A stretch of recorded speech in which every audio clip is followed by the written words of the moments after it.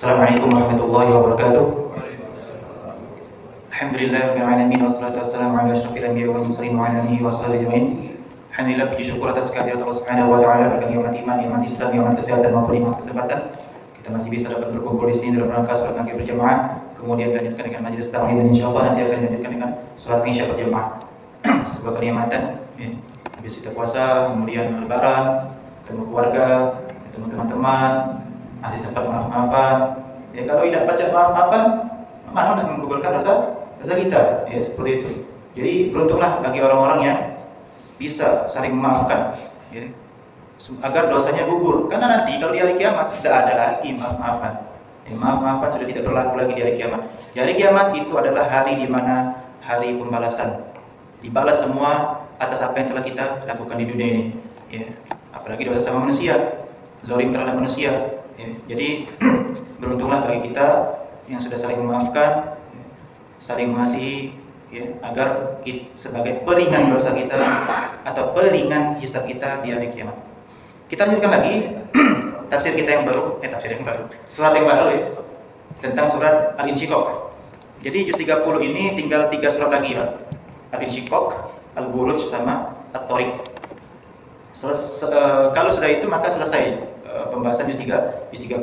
Adapun kalau ingin melihat kajiannya lagi, maka bisa lihat di YouTube saya, yaitu channel Talim Learning 643. Jadi kalau ingin melihat kembali atau mungkin yang tidak hadir, bisa dilihat di YouTube saya.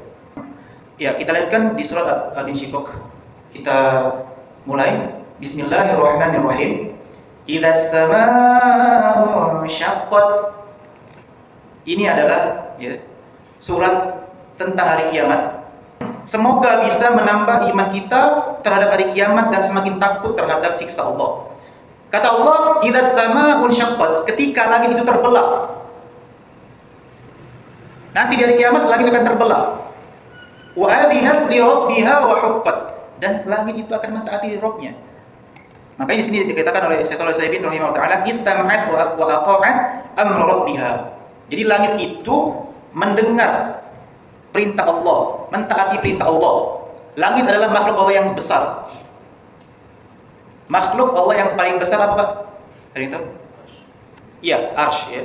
Arsy itu adalah makhluk Allah yang paling besar. Dan arsy itu taat kepada Allah. Jadi kita tuh kecil kan? Ya, kayak semut. Cuman sombongnya atau merasa sudah memiliki semuanya gitu. Padahal cuma kecil kita nih. Bahkan di ayat lain Allah mengatakan di surah Al-Ghafir, la khalqus samawati wal ard akbaru min khalqin nas. Sungguh penciptaan langit dan bumi itu lebih besar daripada penciptaan Allah terhadap manusia. Walakinna aktsaran nasi la ya'lamun. Akan tetapi manusia itu banyak yang tidak mengetahuinya atau banyak tidak mau merasa bahwa diri dia itu kecil. Itu makanya jangan sombong, gitu. Jangan merasa diri dia itu sudah hebat. Sudahlah. Ya, seperti itu. Itu adalah teguran, salah satu teguran saja. Seperti itu. Kemudian Allah Subhanahu wa taala itu berfirman lagi di ayat yang selanjutnya. Wa idzal ardu muddat. Jadi di hari kiamat itu nanti bumi itu akan didatarkan semuanya. Yang nantinya yang awalnya bergelombang naik tinggi, ya, miring, semuanya nanti bumi itu didatarkan semuanya. Bagaimana bentuknya? Wallahu a'lam bishawab. Ya. Namanya hari kiamat kita tidak bisa membayangkan lebih jauh lagi. Karena itu proses yang sangat dahsyat dan hal yang gaib karena belum terjadi. Ya. Di surat-surat sebelumnya kan di mana matahari digulung, bintang-bintang berjatuhan, kemudian apa lagi? Ya. Banyak air laut meluap. Tidak bisa dibayang lagi. Intinya ngeri. Itu. Dan Allah mengatakan lagi, wa idzal ardu muddat, ketika bumi itu didatarkan semuanya, wa alqat ma fiha wa takhallat. Kemudian Allah itu melemparkan semua isi yang ada di bumi tersebut. Makanya kata Syekh Shalih Al-Utsaimin rahimahullah taala, di sini maksud melemparkan itulah isi bumi atau mayat-mayat Bani Adam, anak-anak Adam. Ya. Ketika di dunia itu kan nanti kita akan mati kan? Mati kan, disiksa dulu. Bumi digetarkan, digoncangkan. Idza zulzilatil ardu zilzalaha, bila bumi itu digoncangkan dengan segoncang-goncangnya, mati kan kita. Kemudian dikeluarkan kita. Ampas kita nih Pak sebenarnya ketika Itu kita jadi ampas, dikeluarkan.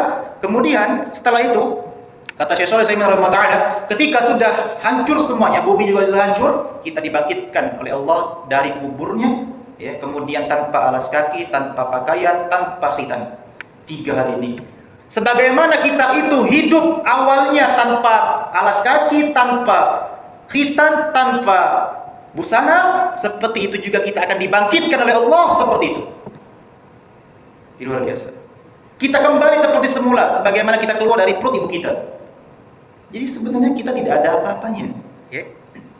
Wa adzinat li rabbiha wa huqqat, dan bumi ini patuh terhadap perintah Rabbnya. Jadi sudah ada 2 makhluk, langit dan bumi, itu semuanya patuh terhadap perintah Rabbnya. Maka ini teguran bagi kita bahwasanya kita makhluk yang paling sempurna bentuknya. Seharusnya kita lebih taat kepada Allah Subhanahu wa taala. Kita makhluk yang paling sempurna bentuknya, tapi bukan yang paling taat. Bukan. Yang paling taat kepada Allah adalah malaikat yang tidak pernah bermaksiat kepada Allah Subhanahu wa taala. Seperti itu. Kita masih kalah dengan malaikat, tapi kalau kita menjadi orang yang bertakwa, kita derajatnya lebih tinggi daripada malaikat. Jadi setelah Ramadan ini maka jangan sampai kita melemah. Kalau seandainya melemah itu wajar. Tapi kalau ngedrop niat, maka itu tidak wajar. Kemudian Allah Subhanahu wa taala mengatakan, "Ya ayyuhal insanu innaka kadihun ila rabbika kadhan famulaqih." Kata Allah, wahai manusia, sesungguhnya engkau itu telah bekerja keras untuk menuju Tuhanmu. Bekerja keras di sini ada bekerja keras dalam hal kemaksiatan dan ada bekerja keras dalam amal soleh. Sudah bekerja keras, Pak. Makanya ada orang mukmin, ada orang-orang kafir. Mereka sama-sama bekerja keras. Sebagaimana kata Nabi SAW, dunia ini bagi orang kafir apa? Jannatun lil kafirin wa sijnun lil mu'minin. Dunia ini surga bagi orang kafir dan penjara bagi orang mukmin. Maka jangan heran kita itu terikat dengan peraturan. Oh, ini tidak boleh, ini harus ini hukumnya haram, ini hukumnya halal. Nak beli emas pun harus tunai. Tidak bisa beli emas online hukumnya haram, riba. Tidak bisa. Tunai. Nah, ulama siapa yang kita pakai? Ulama NU. Iya sama, harus tunai. Muhammadiyah sama. Ulama Saudi sama pendapatnya. Beli emas tunai, barang ready, duit ready, akad selesai. Tak bisa beli barang inden, beli emas inden dulu ya, tak bisa. Apalagi sampai hanya sekedar aplikasi. Beli emas sudah tidak cantik, cuma aplikasi dia. Itulah terikat peraturan kita, Pak.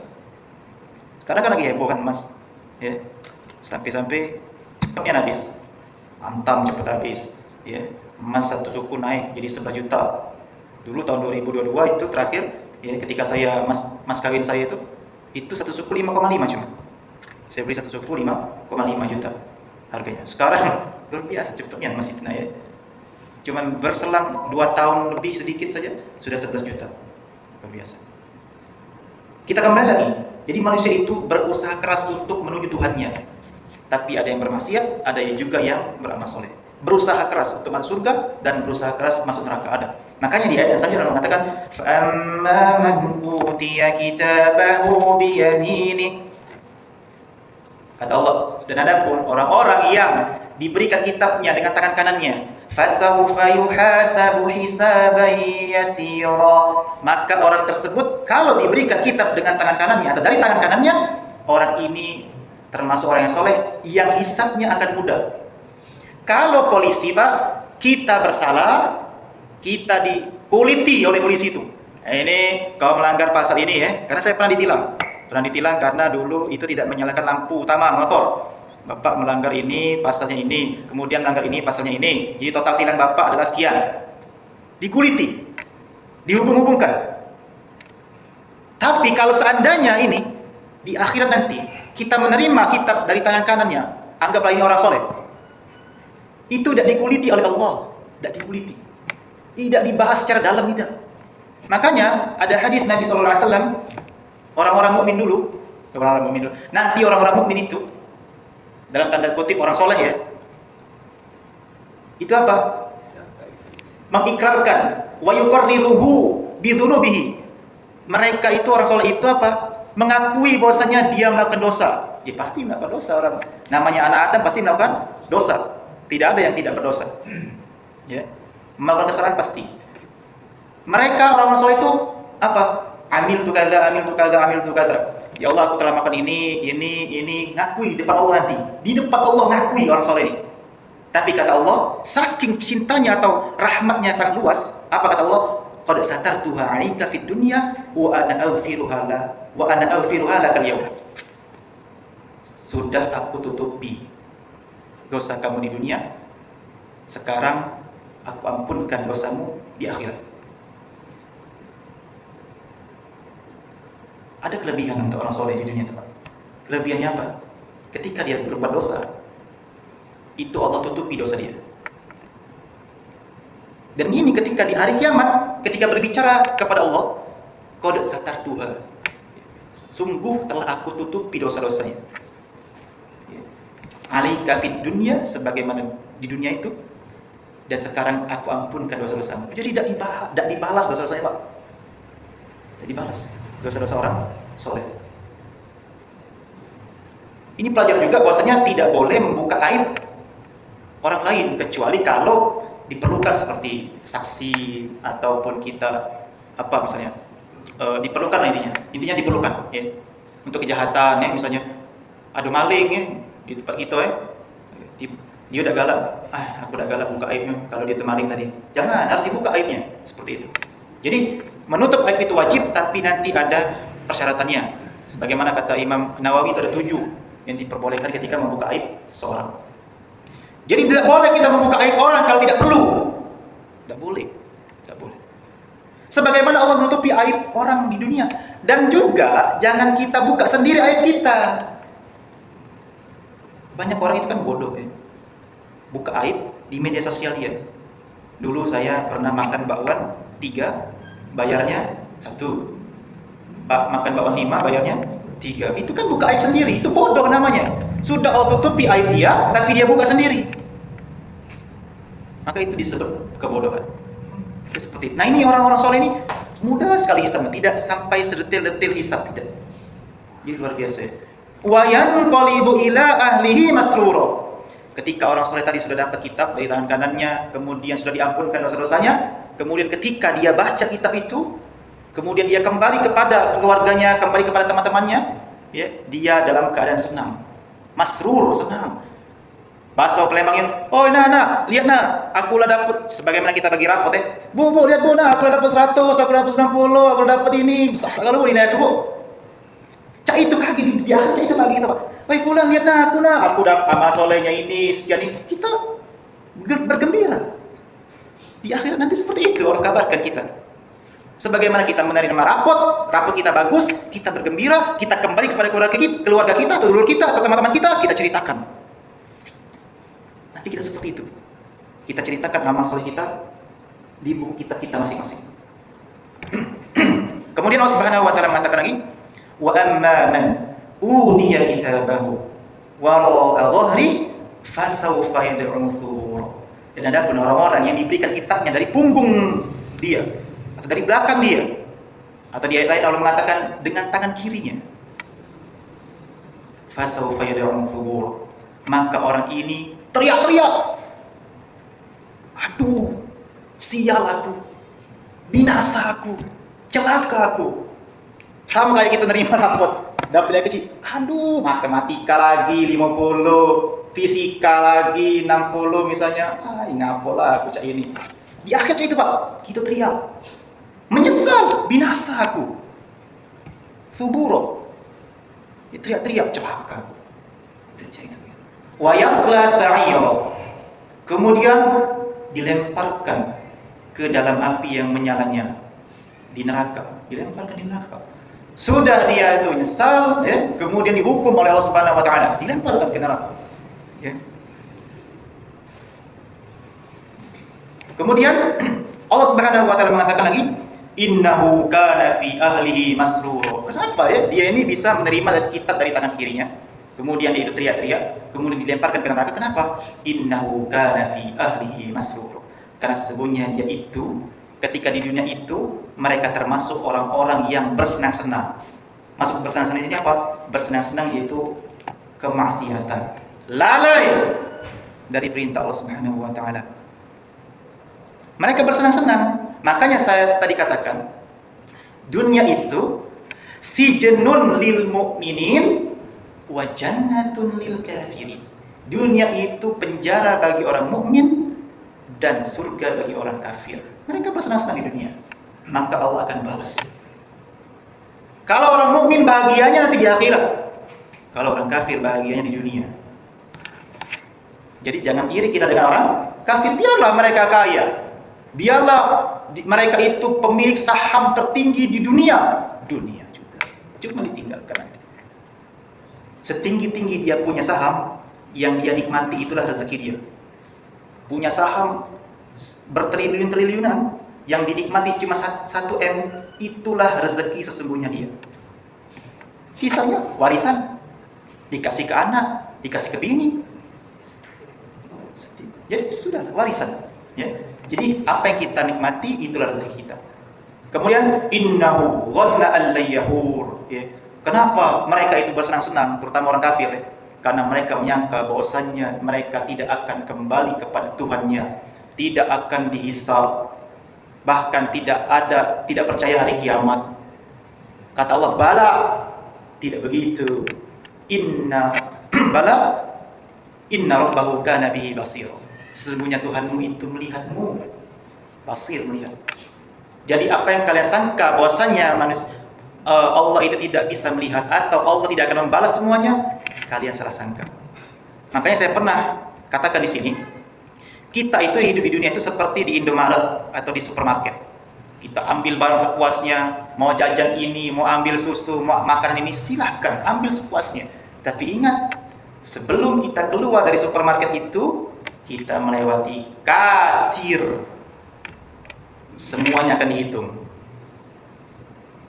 Seperti itu dunia. Silakan mau lakukan apapun, tapi ingat, kita akan dihisab oleh Allah Subhanahu wa taala. Kemudian Allah Subhanahu wa taala mengatakan lagi, "Fala uqsimu bisyafaq." Maka aku bersumpah dengan cahaya yang merah, itu maghrib. Wal laili wa ma wasaq, dan malam ketika menutupi bumi ini. Wal qamari idza tasaq, dan bulan yang terang benderang atau bulan purnama. La tarkabunna tabaqan 'an tabaq. Sungguh kamu manusia itu akan melalui tingkatan demi tingkatan ketika hidup di dunia. Makanya yang sudah disebutkan oleh Allah tadi, fala uqsimu bisyafaq wal laili wa ma wasaq wal qamari idza tasaq, ini adalah perumpamaan kehidupan dunia. Sebagaimana proses menuju malam. Sebelum malam kan kita sore dulu, kemudian maghrib, kemudian isya, kemudian muncullah bulan purnama. Seperti itulah dunia. La tarkabunna tabaqan an tabaq. Sungguh kalian akan melalui kehidupan tingkatan demi tingkatan, macam-macam. Naik turun iman naik turun.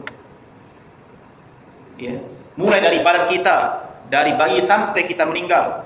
Mulai dari hati kita, yang hati kita itu kadang merasa tenang, kadang juga merasa sempit. Mulai dari kalau di sini disebutkan oleh Syekh Shalih Al-Utsaimin bahwasanya waktu kadang sempit, kadang luas, jadi macam-macam. Kalau orang yang imannya tinggi, dia akan diuji oleh Allah, tinggi juga ujiannya.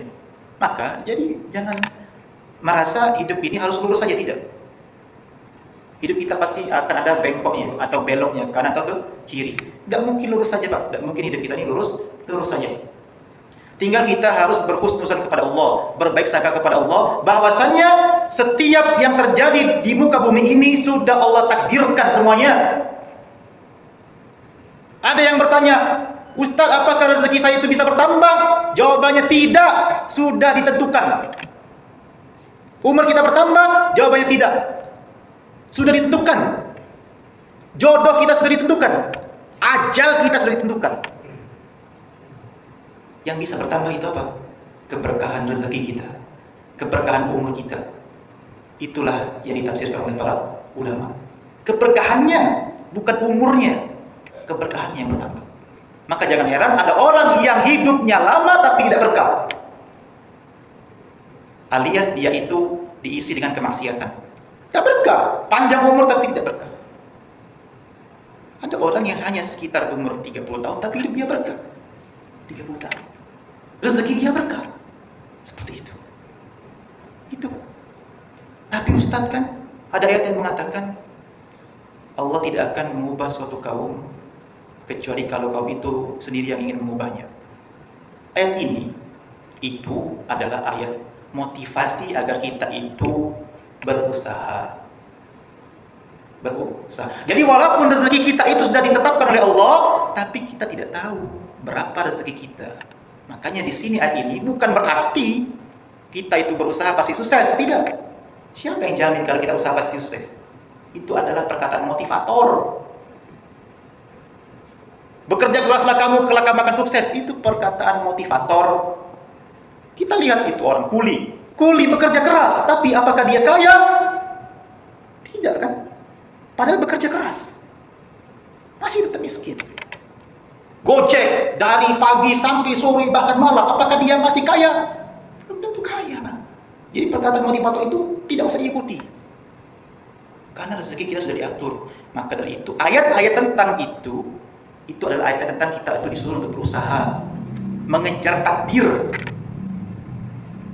Makanya sikap kita terhadap takdir itu cuma dua, Bang. Sabar dan bersyukur. Dua saja sikap terhadap takdir. Sabar dan bersyukur. Mensyukuri keadaan kita. Bersabar terhadap ujian ini. Kalau kita mendapatkan kenikmatan kita bersyukur, kalau kita mendapatkan sesuatu yang buruk maka kita bersabar. Cuma dua saja sikap terhadap takdir. Dan insya Allah Allah tidak akan pernah zalim terhadap hambanya. Ya, seperti itu. Kemudian Allah Subhanahu Wa Taala mengatakan lagi, فَمَا لَهُمْ لَا يُؤْمِنُونَ. Kemudian Allah mengatakan, menceritakan tentang orang-orang Quraisy di Mekah. Kenapa kalian itu tidak beriman? وَإِذَا قُرِئَ عَلَيْهِمُ الْقُرْآنُ لَا يَسْجُدُونَ. Ketika dibacakan ayat-ayat Allah, kalian tidak mau bersujud. Makanya kata Syekh Shalih Al-Utsaimin rahimahullah taala, orang-orang Quraisy ini tidak mau bersujud. Paling tidak, kalau tidak mau bersujud secara zahir, paling tidak hatinya itu bersujud atau apa istilahnya itu ya? Apa bahasanya, Pak? Hatinya itu tersentuh. Kenapa Allah sampai mengatakan seperti itu dalam Al-Quran? Karena dulu orang-orang Quraisy itu orang yang paham bahasa Arab dan ahli dalam syair. Maka sudah seharusnya orang-orang tersebut ketika didengarkan Al-Quran, dia itu tersentuh hatinya. Dan Allah menyindir mereka. Dan ini adalah dalil, salah satu dalil bahwasanya kita disunahkan untuk sujud tilawah ketika membaca ayat-ayat sajadah. Tapi memang pendapat Imam Abu Hanifah mengatakan wajib. Kenapa beliau mengatakan wajib? Karena kata mereka itu setiap ada ayat tentang sujud tilawah pasti Allah perintahkan untuk sujud. Makanya mereka berpendapat itu wajib. Ya, seperti itu. Balil ladzina kafaru yukadzibun.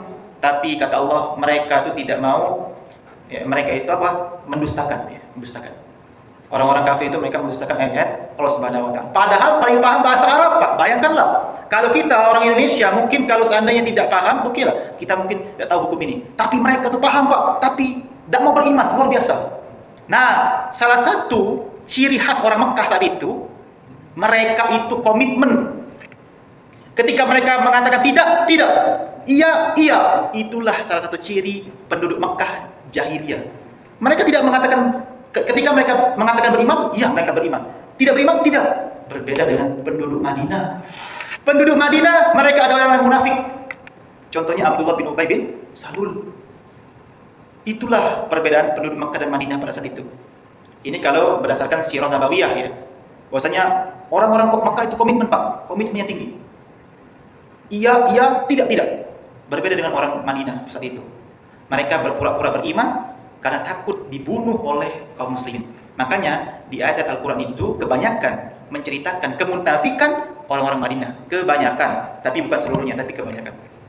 Ya, salah satu ayatnya adalah surah Al-Baqarah ayat yang ke-8, 9, 10, 11, 12, 13, 14, 15, 16, 17, 18 sampai 20. Itu salah satu dalil bahwasanya orang-orang Madinah munafik. Tuh. Kemudian wallahu a'lamu bima yu'un, dan Allah itu lebih mengetahui, ya. Lebih mengetahui apa yang mereka kerjakan, dan intinya Allah itu mengetahui perbuatan mereka. Ya. Mendustakan ayat Allah, Allah tahu. Padahal hati mereka itu beriman, tapi mereka tidak mengakui juga. Ada juga yang mengakui secara lisan, tapi hati mereka mendustakan. Itu orang munafik seperti itu. Fabashshirhum bi'adzabin alim. Maka orang-orang seperti ini, kata Allah, kabarkan kepada mereka, mereka akan diazab oleh Allah Subhanahu wa taala dengan azab yang pedih. Kemudian illal ladzina amanu wa 'amilus shalihati lahum ajrun ghairu mamnun. Kecuali orang-orang yang beramal soleh, yang beriman kemudian beramal soleh, bagi mereka pahala yang tak terputus-putus. Bagaimana ciri khas dari pahala yang tak terputus-putus? Syekh Shalih Utsaimin mengatakan di sini bahwasanya pahala yang tak terputus-putus itu adalah ketika kita beribadah, kita itu ikhlas kepada Allah dan sesuai dengan tuntunan Nabi Muhammad sallallahu alaihi wasallam. Itulah pahala yang tak terputus-putus. Kalau kita riya, maka tidak akan dapat pahala. Ya, seperti itu. Kita akan mendapatkan dosa. Dan mungkin itu saja yang dapat saya sampaikan.